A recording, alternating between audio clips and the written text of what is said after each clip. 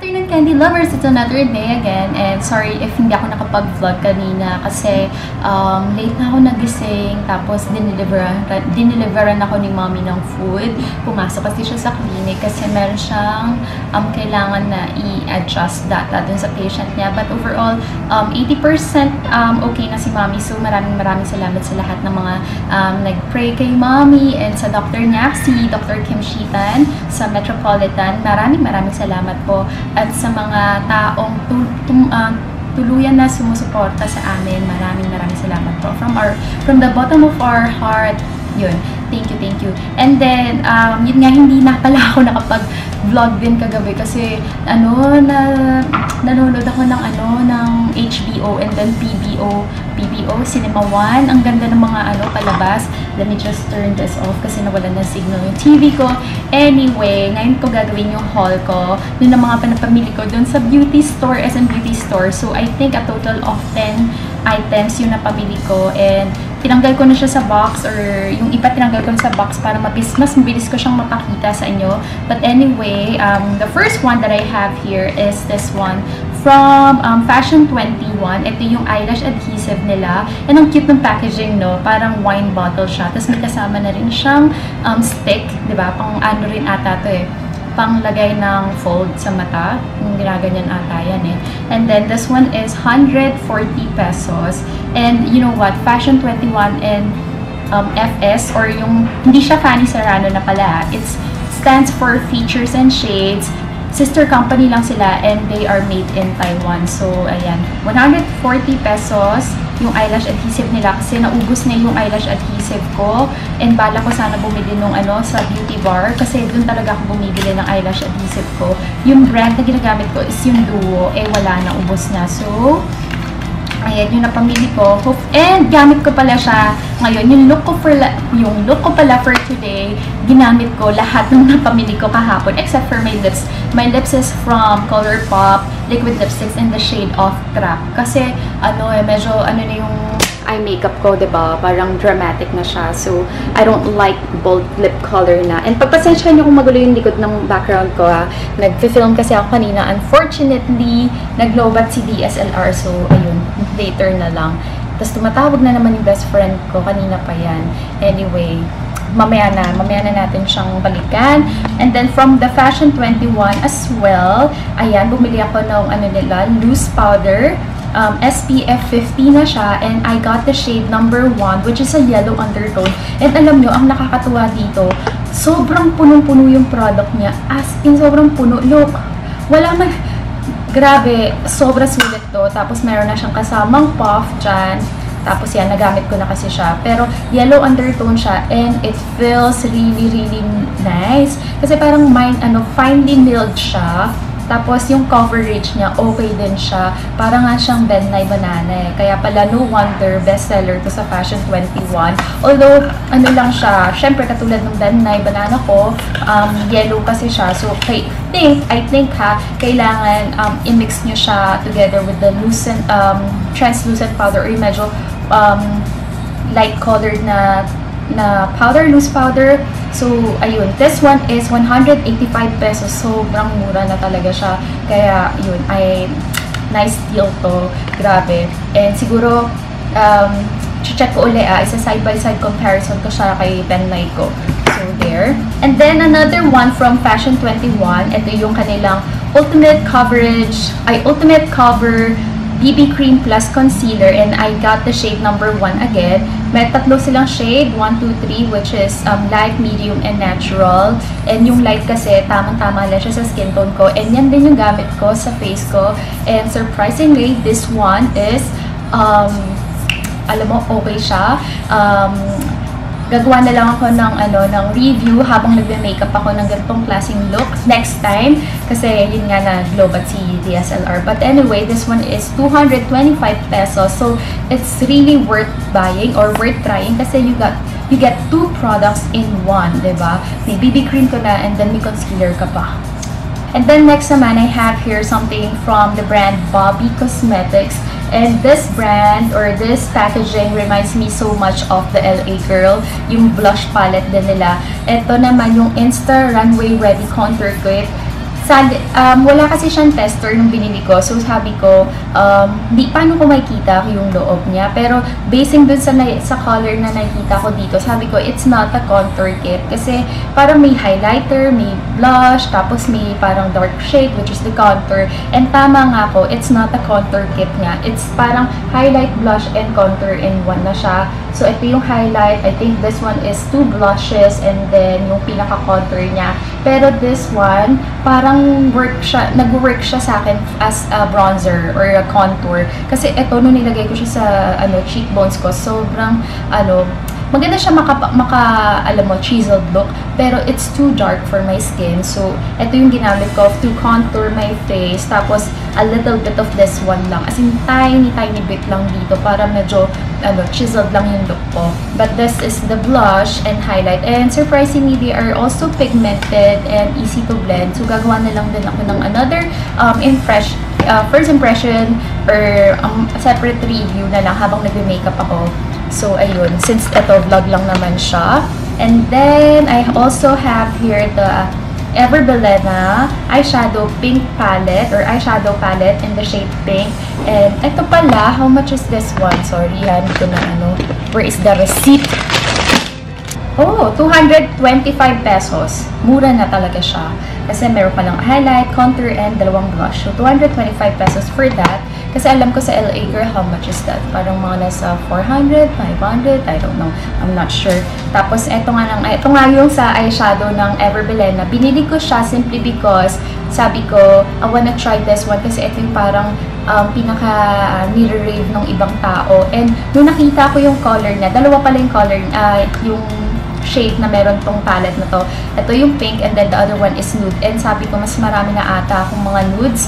So, ayan, I bought this shade. And gusto ko lately yung parang may mga shimmer sa eyes. Kasi ang ganda pag nasisit na ng light.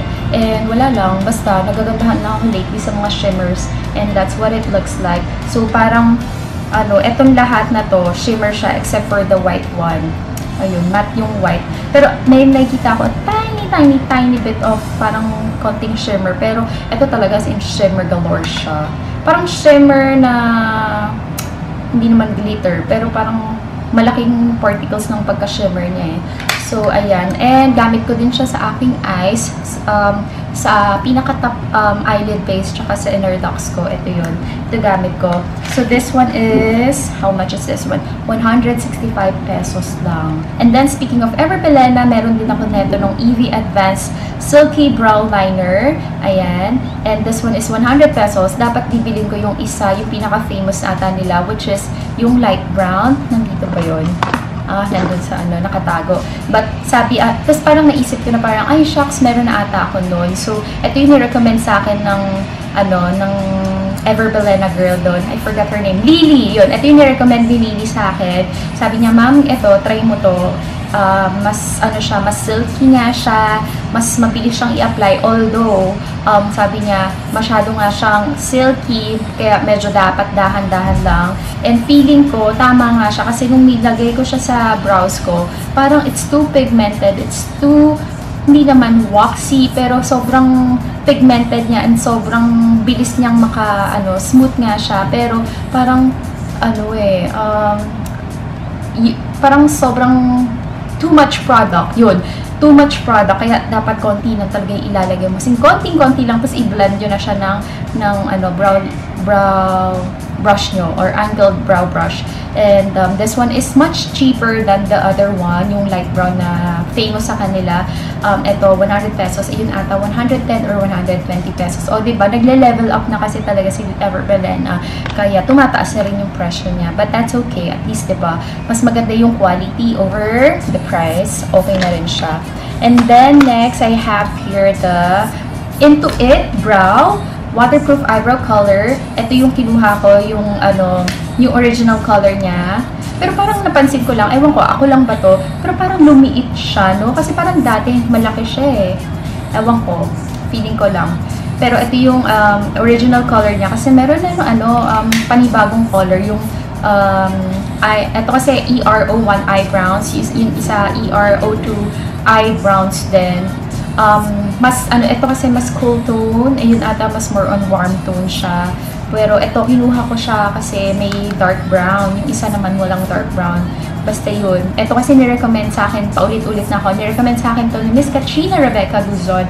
And yun, ginagamitan lang niya ng parang water technique. Gaganon niya yung brush niya sa water, dip niya, and then lalagyan niya yung product, tapos lalagyan niya doon. And ang ganda nung gawa niya kasi doon sa isang participant dun sa basic makeup workshop niya, dun sa Fabulous Femme. So, ayan. Sabi niya, try mo yan, Joyce, as in.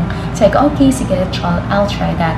And then, nakalimutan ko pala, from the Fashion 21, ito yung pinaka-famous sa kanila at laging hina-hype, yung Fashion 21 Double Up Mascara, lashes up to 2 times longer and stronger. And gamit ko siya ngayon, and ang ganda niya talaga. Kailangan nyo lang talaga siyang patuyuin and then apply it again. Ang ganda. At it's sobrang volumizing, lengthening, and ganda. Kaya pala, no wonder, nire-rave to ni Ana Victorino, ni Tina Arches, tsaka ni Jessica Godinez. So, maganda siya. Yung Bobby Cosmetics pala, ito is 215 pesos. Sorry, sabi ko kasi kanina 225, but this one is 215 pesos lang. So, ayun. Ito is 349.75. And then this one, the Fashion 21 Double Up Mascara is 239 pesos. And then from the Bobby Cosmetics, isa sa pinaka-famous sa kanila, yung concealer nila. Ito, ni-rave to dati ni Seitioko, my friend Seitioko, and sabi niya maganda daw talaga yung concealer. And I said, why not coconut? Let's try it. And ang shade na kinuha ko is 03. Siya yung pinaka-darkest na shade kasi ayoko yung light kasi gusto ko i-conceal. Gusto ko to gamitin for my dark circles, you know. Hindi kasi pwedeng gumamit ng light na concealer on my dark circles kasi mas lalong magpop up lang yung yung dark circles ko. Kaya ito yung ginamit ko. And surprisingly, it works on my dark circles. And pagpasensya nyo na kung medyo puffy yung eyes ko. Umiyak ako kagabi kasi nanonood nga ako ng Cinema One tsaka ng HBO. Ang ganda ng pinapanood na nakaka-relate si Inday Candy. Kaya yun, mabilis kasi ako maiyak-iyak. So, kaya ganun. So, ayan pa rin packaging niya. Maliit lang. Tapos, yan, yung product. And then, yan, may mirror kang maliit. Cute, may mirror na maliit. And lastly, ito yung save the best for last na segment. Ito yung, napadaan ako sa Jazzy Kiosk, and sabi ko talaga, wow! Una ko kasi napansin talaga yung contour kit nila. Like, wow, very Anastasia yung dating niya.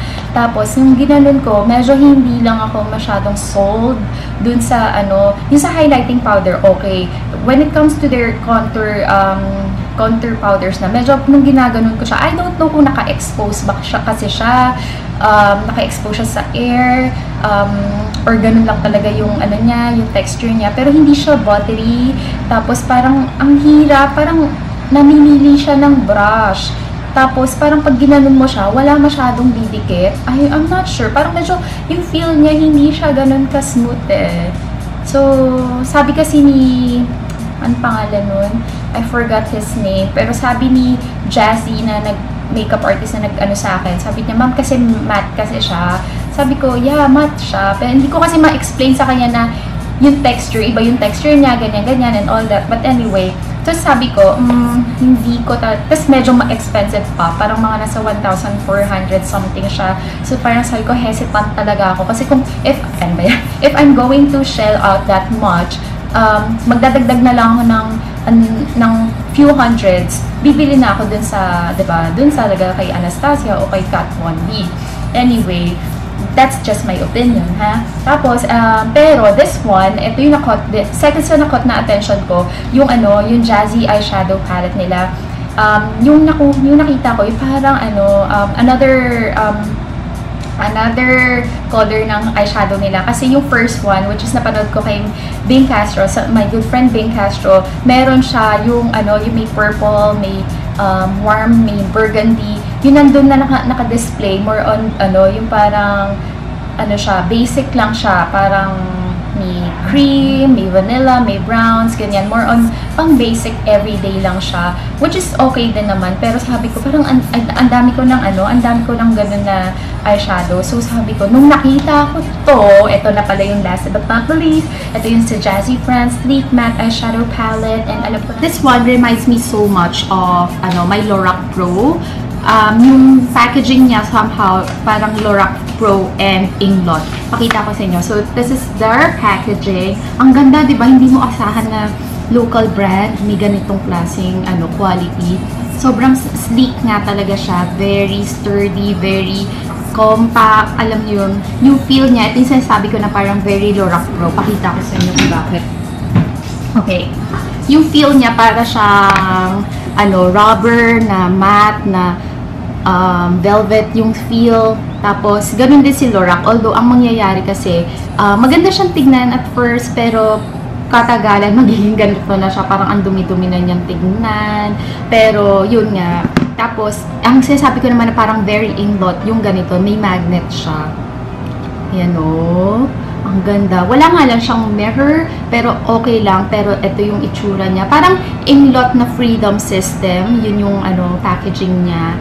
Plus, Lorac, yung dating. Ang ganda ng colors, diba? So, mas maganda to for me. Mas maraming varieties na looks na pwede mong i-achieve by using this eyeshadow palette. So, ayan. Yung niya pala, yung texture niya, same as the texture ng aking Lorac Pro. Although si Lorac Pro kasi may shimmer siya. Pero yung matte ni Lorac Pro, parang almost the same lang din siya ni Jazzy France. And si Jazzy France is made in France din pala ha. Kaya siya tinawag na Jazzy France. Hindi na rin siya Jazzy Cooper, hindi na siya Jazzy Collection, Jazzy France na siya. Ito may may kamahalan lang, pero kasi the price is really worth it. 1,299 pesos.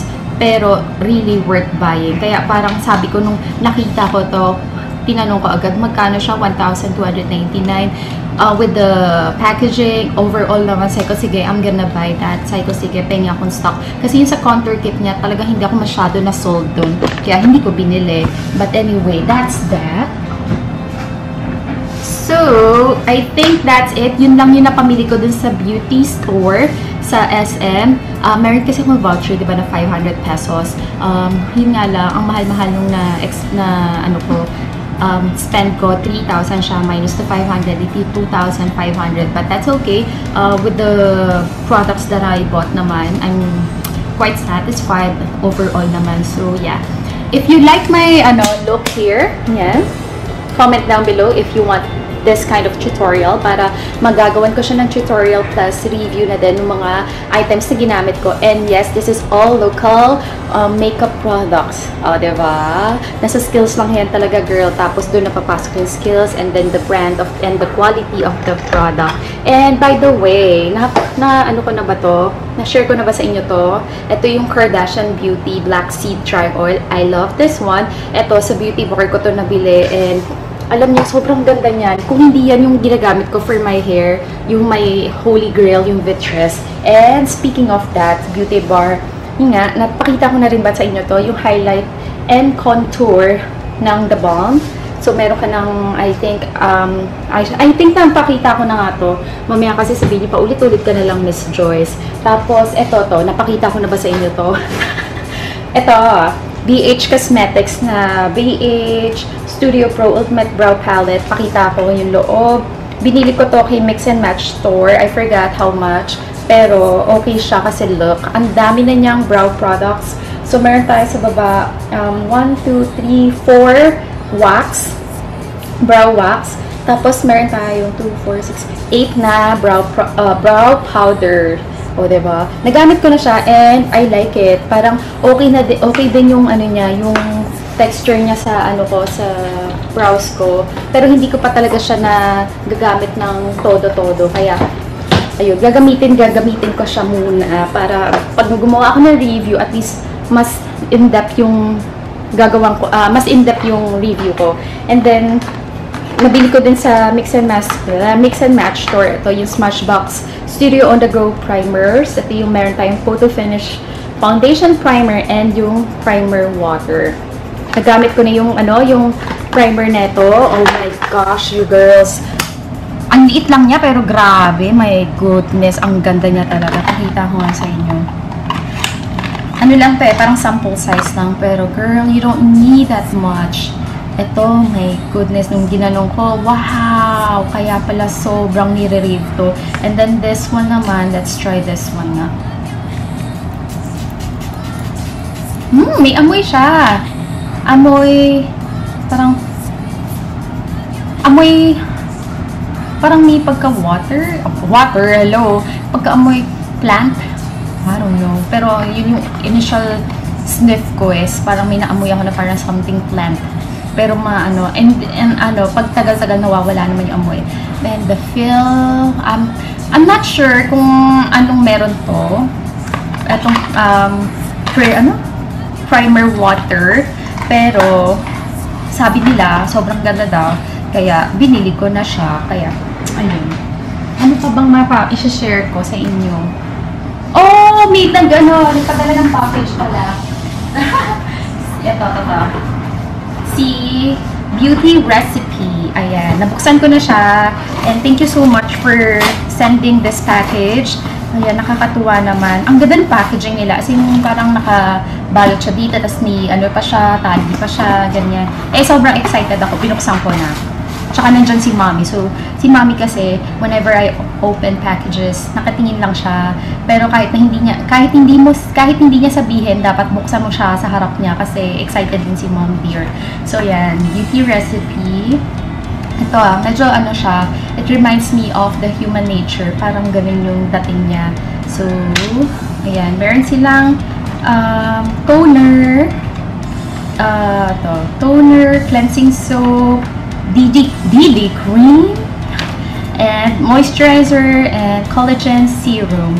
Tapos, ito, Beauty Recipe. The story of Beauty Recipe is a family expertise that started in 1994. Matagal na pala to.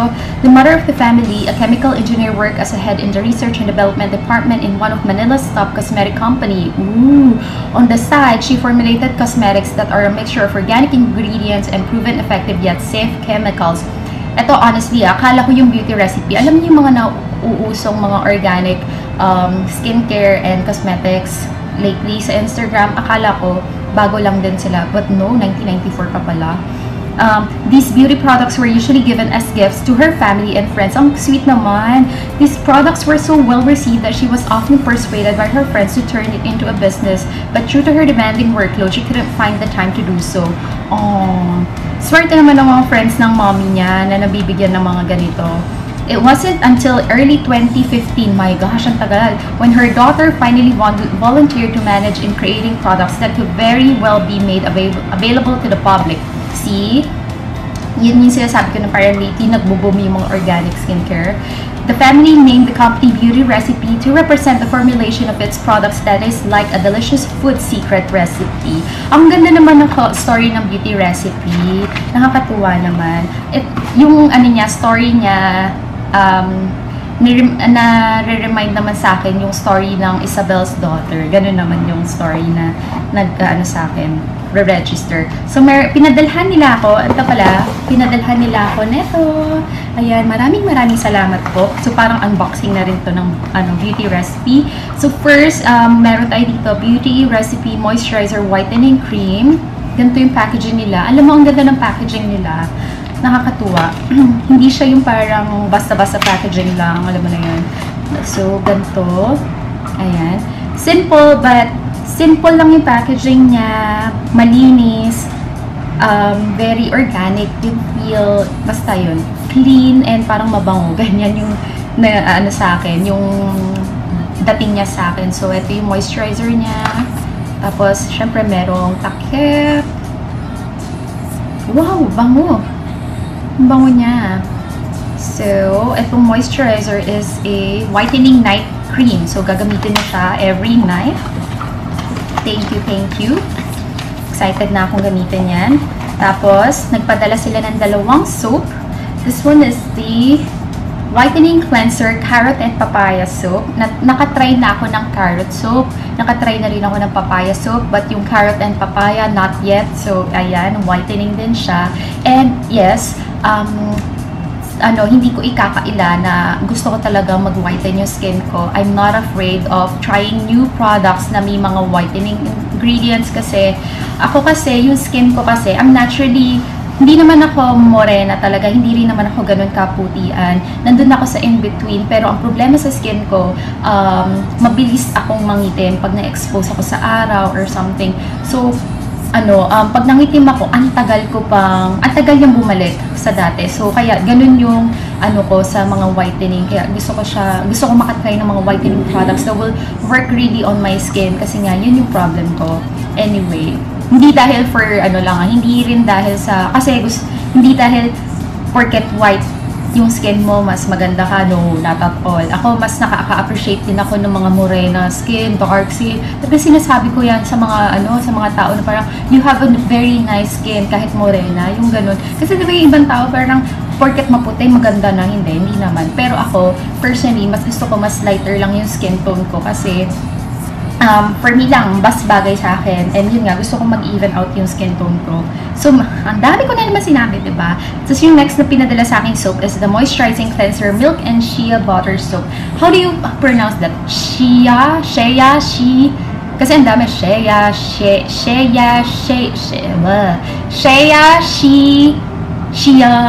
whatever. Basta yun. Parang yung jojoba o jojoba.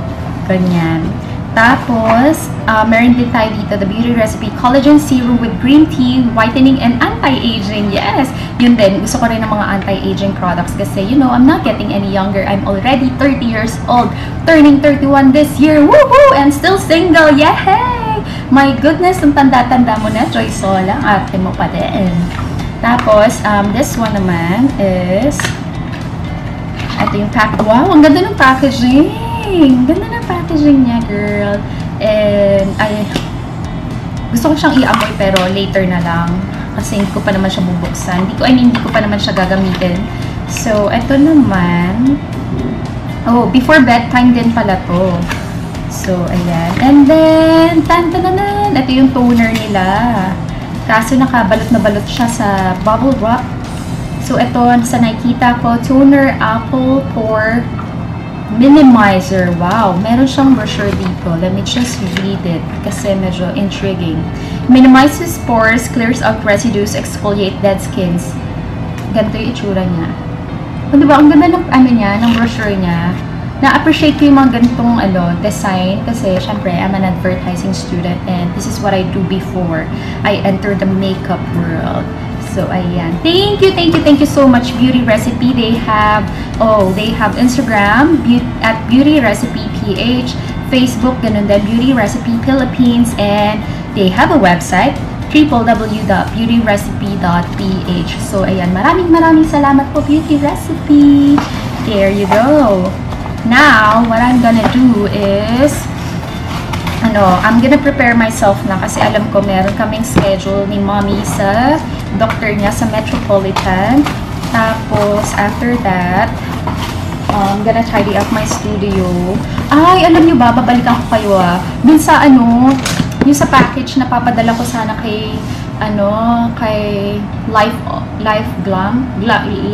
Glam Cam. Ayun, kay Life of Glam Cam, kay Camille. 'Di ba sabi ko papadala ko siya kay Val dun sa DHL. Unfortunately, hindi siya napadala ni Val kasi bakit ganun? Ang daming kailangang requirements na parang kailangan daw may papeles pa, may paper na nagsasaad na kung ano yung laman ng items. Meron pang parang kuminsan sabi pa na hindi ko naintindihan to, si Val. Tapos alam nyo how much? My goodness, 2,800, almost 3,000 yung shipping fee niya. My goodness, mas mahal. I mean, kasi yun, makeup swap yun. Tapos parang sabi namin, worth 2,000 pesos na makeup products or skincare or whatsoever yung nakalagay. So, if akin naman, hindi siya, worth, sa akin kasi parang we both agree na kahit hindi 2,000, kahit more than 2,000, okay lang. Basta parang yun lang pinaka-benchmark namin ni Camille. Yung akin, alam ko lumagpas siya ng 2,000. Siguro mga, basta mas mataas siya talaga, definitely. Pero alam niyo yung nanghihinayang ako kasi 2,800 pesos. Eh di sana dinagdag ko na lang yun sa makeup ni Camille, diba? Ayoko kasi lang babayad ako 2,800. May suggestion ba kayo kung paano magpadala ng package from Philippines to Australia ng sobrang mura lang or hindi nadadaan sa mga ganung-ganung tax and all that? Yung kairita kasi, bakit ang mahal? My goodness. Anyway, I'm so sorry, Camille, kung sobrang tagal na hindi ko pa siya napapadala. I'll make it up to you.